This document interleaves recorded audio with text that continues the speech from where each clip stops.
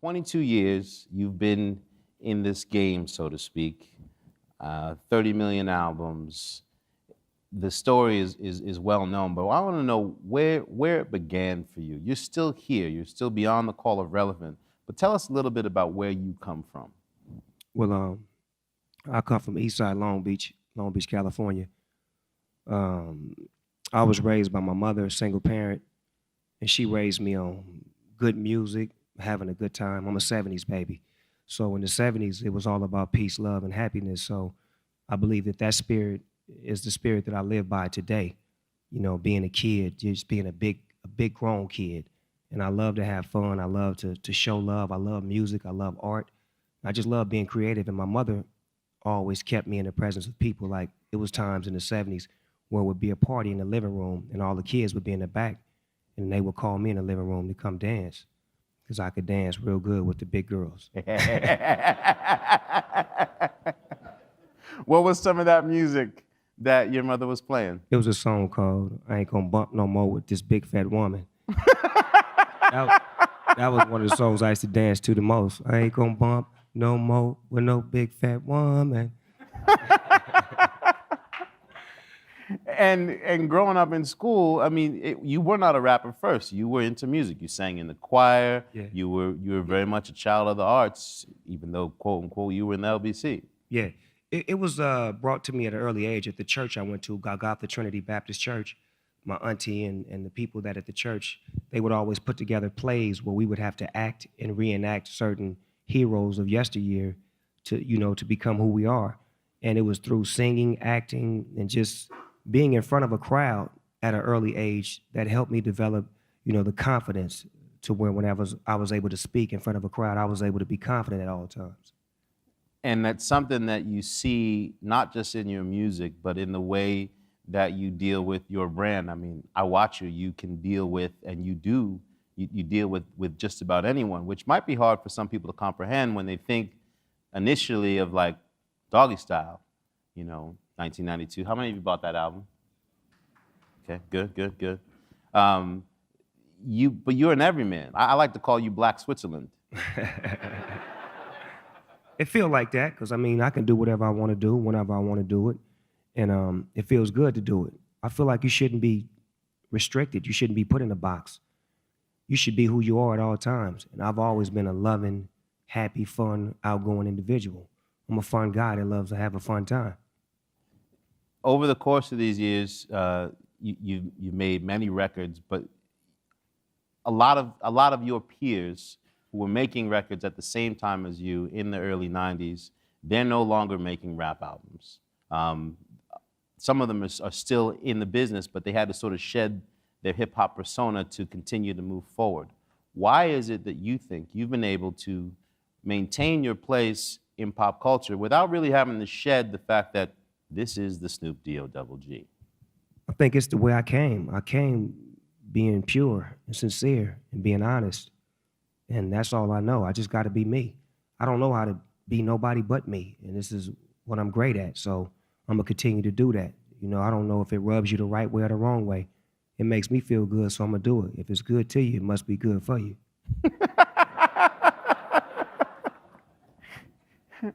Within all that, though, you're gonna have challenges and struggle in figuring out which lanes to choose. What might be some of the harder decisions you've had to make in order to stay relevant or to stay on the journey where you are today? Well, my decisions are never made based on what the popularity of the world will think. It's always based on what feels good to me and what's best for me. And I don't never look at, what I'm doing and say, well, what are people going to think? I do it for the reasons of it makes me feel good, so eventually it's going to make you feel good. That's how it's always been for me. Every since I came into the music industry, it's always been about the expression of my expression becoming your expression. It's just, we become one. I feel like the people feel like Snoop Dogg is a part of their life. It's not like I'm a rapper or producer or actor. I'm like one of their family members because they've been with me for so long and I've been so up close and personal. It's never been like a secret. I've opened my closet up from day one. And I think that's one of the reasons why a little kid and the grandmother will both be like, hey, that's Snoop Dogg. That's crazy you say that because a lot of times the kids will approach me and I'm trying to figure out why do the kids like me? And this is before I had a football league, before I became, more positive in what I was doing. And the kids would always come up and say, we love you, we love you. And I never understood why they loved me until I had to figure out that I'm that kid. I am who that kid is. He is seeing himself in me. So regardless of how my rhymes may sound, if they're derogatory, if they're explicit, that kid sees something in me that resembles himself. So once I figured that out, I started to aim my pen in a more positive direction, to write songs that matter to the kids and do things for the kids like a youth football league.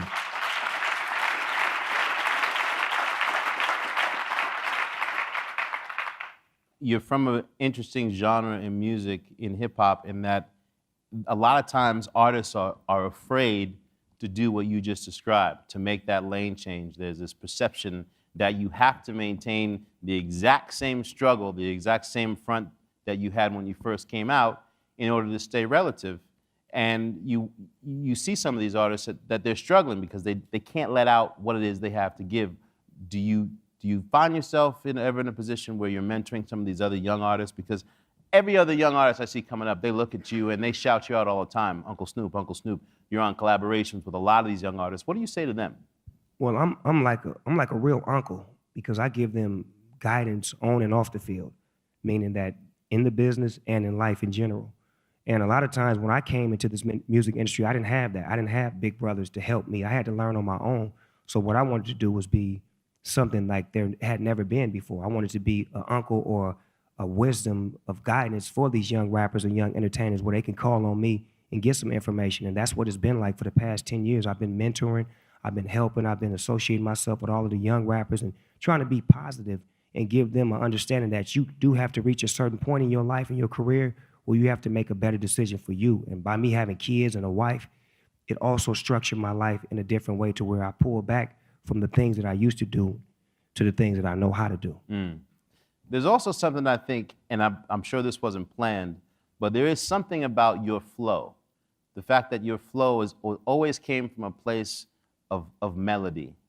And even though you were talking about things that were abrasive and sometimes downright guttural, you said them in such a nice way. Like, oh, I don't let him house. Exactly. That they were less abrasive.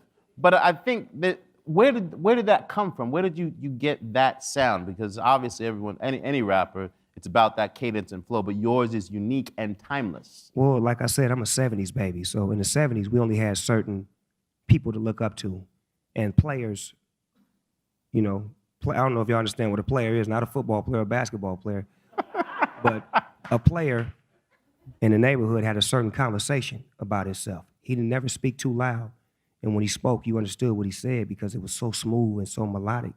And I've always wanted to be a player from a kid. So when I was able to become a player, that was one of my traits, one of my, accolades, to be able to speak smoothly on the microphone and not be so aggressive and so loud, but to get your point across by being smooth and in pocket. I said to someone the other day, there are only a few rappers that I look forward to seeing when I'm old. And I know that when it's like, hey, Snoop's playing Vegas, oh, we should go. We should come on, we should go.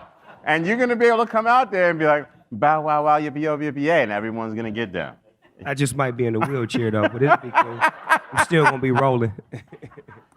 Nonetheless, you move forward, and we talk about the things that you've done to be in the conversation.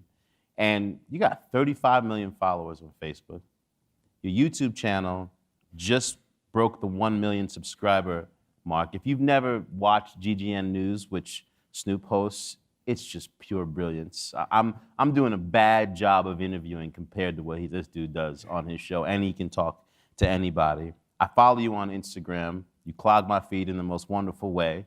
But you do this really interesting job of showing, you don't just say, you don't even say, look at my cars, look at my this, look at my that. You really take people on a journey of your life to the point where they feel like they're on the journey with you and they feel like you're not just Snoop Dogg, but you really are the homie. What is it that sort of made you embrace social media the way you have? My team, Cashmere and Stampede, I wasn't a fan of it at all. I remember the first time they was like, get on Twitter, people following you. I'm like, I don't want nobody following me. Following me where? Because I didn't understand the dialect. You know, I'm like, and there's people be like, hey, Snoop, I'm following you. I'm like, what you mean you following me? So once they explained it to me and, you know, I understood it, then I put my twist on it and I made it what it is. It's like, I wanted it to be personal. I didn't want it to be my people put up pictures or put up and say, well, Snoop's gonna be here. I want it to be more personal where they could see and feel me and I interact. If it's things on there that I do like, I say, hey, I like this. If it's things on there that I don't like, I speak on it.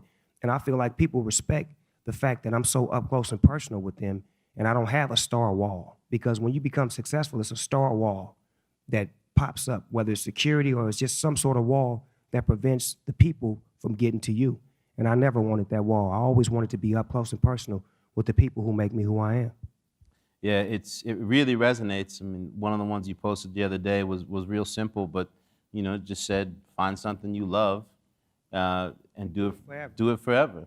And that's all you said, but it was like, oh, this isn't just a job. It's a reminder, like, you love this. And being on that journey with you, following you, I feel like your followers, even when you read the comments, it's cool to see the way people respond to you and they're inspired by you.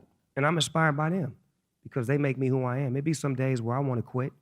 You know, 22 years strong doing this thing. I be wanting to say, when do I get a vacation? Some people take vacations. I don't know what a vacation is. I've never been on one because I'm so caught up with what I do and what I love. I love doing what I do. It's not even about the money. It's about the passion that I bring because I'm so creative and I love getting it out and I love working with positive people. So at the end of the day, it's more about do it until you can't do it no more. Then when you're done doing it, then you can look back and enjoy it because I don't get a chance to look at what Snoop Dogg has done. When I see documentaries or things of my past, I have to stop and watch because I'm so busy playing. I'm in the game right now, so I can't watch my stats and my highlights because I got another game to play tomorrow. Amen. How much has parenthood shaped and framed the mindset of the 21st century, 2014 Snoop? Whew. Man, my kids are special. They make me better, you know, in all ways, especially on the music side. Like my oldest son, I never heard of Wiz Khalifa.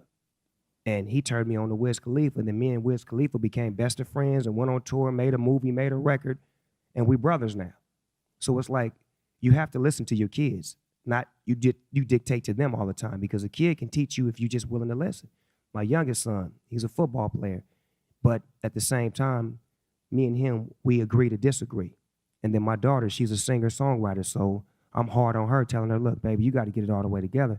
And don't be mad when I tell you this because the public going to be even meaner than I am. So it's just getting that understanding with the kids and being able to have a relationship with them to where they're my friends. They don't look at me as a mean old dad. They look at me as a cool father. And that's what a lot of things is going wrong with the parenting nowadays. There's not the communication. It's a gap.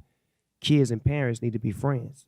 It's okay to dictate, but at a certain point in time, they're going to become grown. And if they're your friend, they're going to be able to tell you everything, and you're going to be there for them. And it's going to be a beautiful relationship. That's what I found out.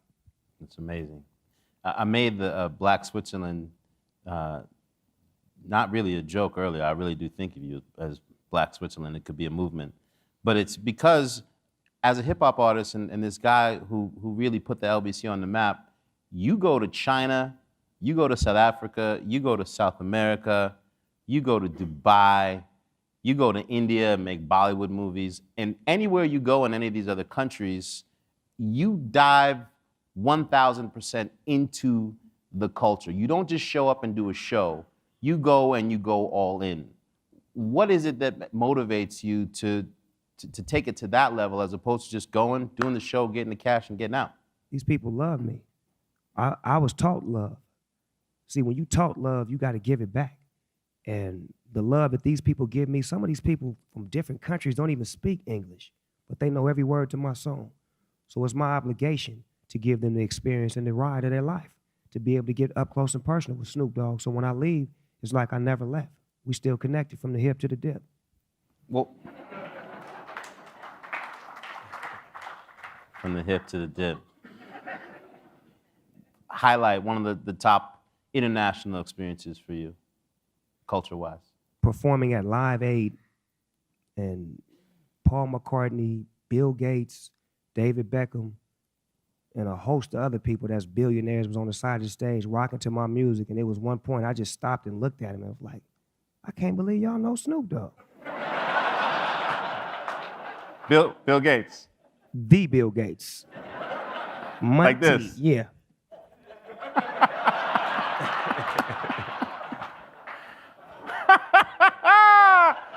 Yes, that's a beautiful thing. Snoop, thank you so much for coming out today. I mean, I couldn't think of a better way to end our first day. Snoop Dogg.